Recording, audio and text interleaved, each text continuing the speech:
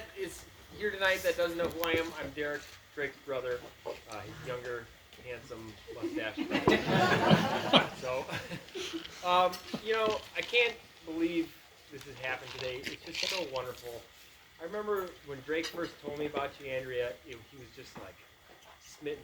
He was like a little schoolboy crush, the way he was describing you. And the first time we met, when we finally got to meet you, it wasn't meeting a new person. It was like meeting or seeing an old friend again.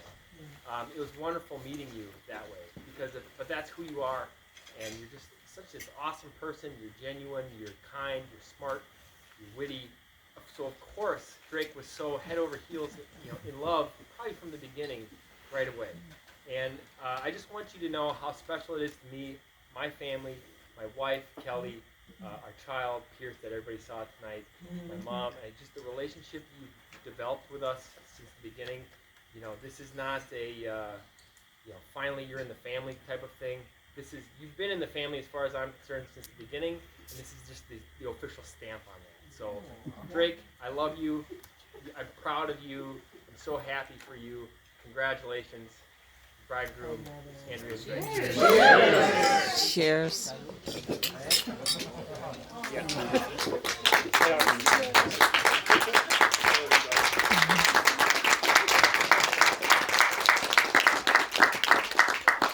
More speeches.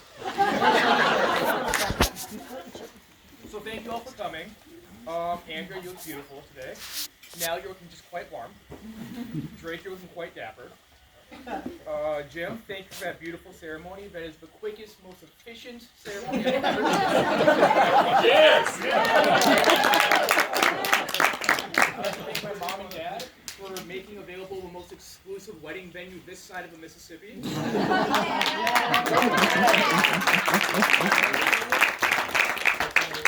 You probably saw Andrew and I up there and thought, wow, that's just a great couple. They're great siblings. They must be such good friends. And we are.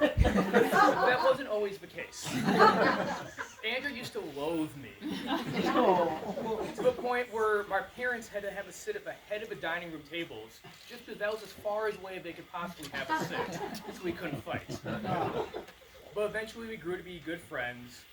And now we will go and explore new restaurants that have just opened, and we always call each other and text each other, how's it going? And it's really been a friendship that has been forged in the snows of West North Dakota when we were trapped there during Christmas and put together 5 straight puzzles because there's nothing else to do. So when Andrea first told me about Drake, she just was very happy. She described him as a guy who was just fun-loving, did jujitsu, and I was like, now I can't beat him up. But you always really find it special when someone you love with all your heart finds someone they love with all their heart. And that's what Andrea has found in Drake, someone she can spend the rest of her life with. So one more cheers to a happy new couple. Andrea. Cheers.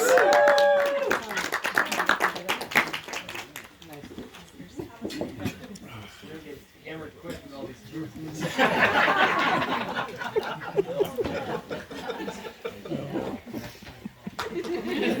Right, Bill.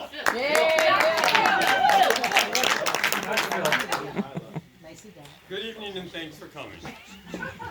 I'm Phil, I'm Andrea's father in case any of you don't know me.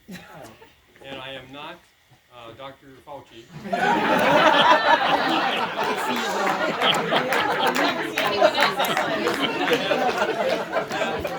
not sure, I'm much taller than he is.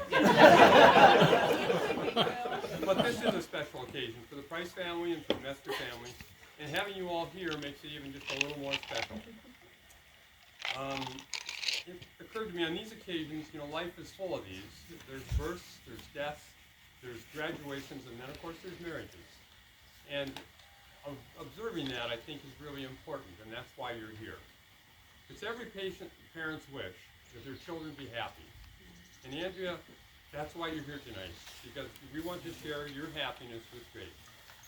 You two have a lot in common. For example, that infamous living defensively philosophy that Drake is promoting. When Andrea was 7 years old, she was in the 2nd grade and didn't want to go to school because she thought she might get sick. Well, we assured her that the risk was low. And then she came home with chickenpox. A wise girl, I like that. When she was about 10, I asked her if she'd like to be a nun. She said, "What kind of fingernail polish do they use? And how much money do they make?" Well, I thought that was wise, and I liked that. And then when she was about 16, she wanted to go to college, and I thought, now there's something we can agree on. And so she went off, and she did well, and you did a great job. Tonight, you've grown into the woman that we're all proud of, and we wish you nothing but happiness in the whole world and to infinity and beyond.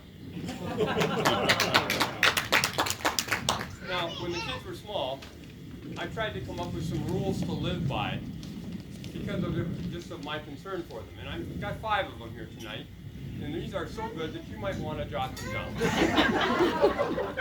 The first rule is to keep the ball low.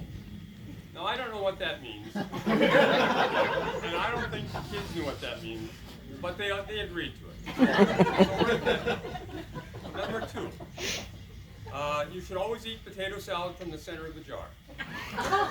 Because the jar warms up around the edges, bacterial counts increase, and your chances of getting chromium poisoning are higher on the edges than they are on the center. Thanks, Dr. Fauci.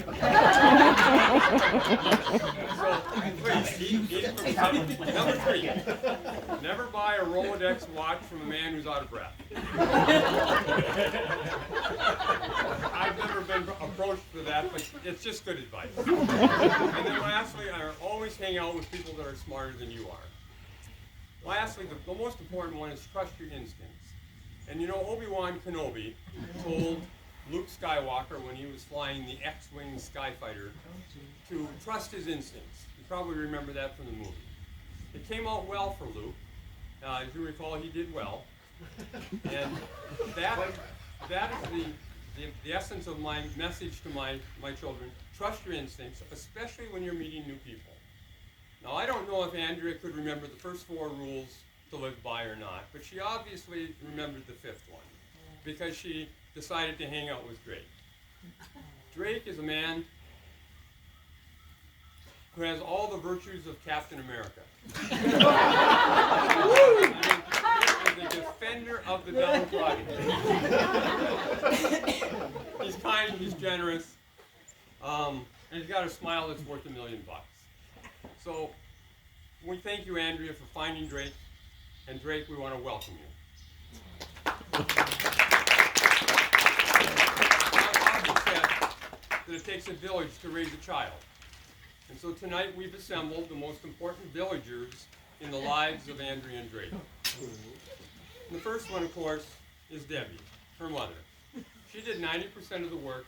She gets 100% of the credit. Tough competition for the title, the best mom in the whole world. No, I. Here.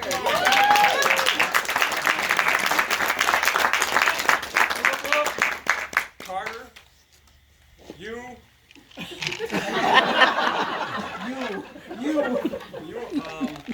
¿Alguien no sabe qué más? Let's see. You encouraged your sister by following her instructions. You did what she told you to do. And you taught her how to be a leader. So we appreciate that, and your reward will be great. Now, there was a woman named Auntie Lynn. She used to live in the house next door. And when the kids were growing up, and she basically raised Andrea. And so we need to recognize her even though she can't be here tonight. Yeah. Cheers. She showed you the path to independence. She encouraged you to swim and spend hundreds of hours in the pool staring at the bottom. She taught you perseverance, and all that is important, and we thank her. She will always be part of the family. There are the 4 Jims. They're notorious. There's Jim and Pam Richardson that maybe you saw sitting up on the hill. Then, of course, there's Jim Moore and Sarah, his wife. There's Jim and Chris Hallenberg in the back there. the man with the bow tie. And there's Jim and Terry Ledger over on this side. You all have shared our trials and enjoyed our successes. You've all been there for Deb and I with your friendship and your support, and we needed that. Thank you. Patrick, you were the sibling that was never adopted. And never had a college fund. There's still time. But you were always around the house with a smile. You always made us laugh. And now you've just driven in from Kathmandu and willing to undergo 2 weeks of quarantine to be here tonight. You deserve credit for having come the furthest to this wedding.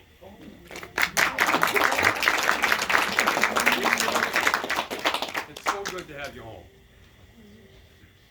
And his mom, Alexandria.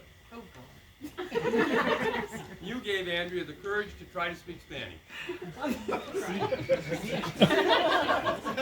And to travel the world. You are the Indiana Jones of all young women in Plymouth. You inspired her and all of us with your wild tales of unbridled adventure. We all need that. Thank you. And Kelsey and Erin. They're with the cameras. And the kid. They live in Lynn's house, and they have the cutest darn kids in the neighborhood.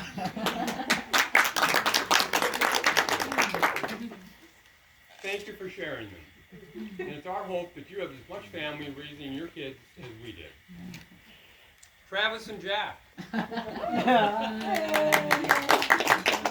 The newly ordained bartenders of the day. We thank them. And of course, we must not forget our ancestors.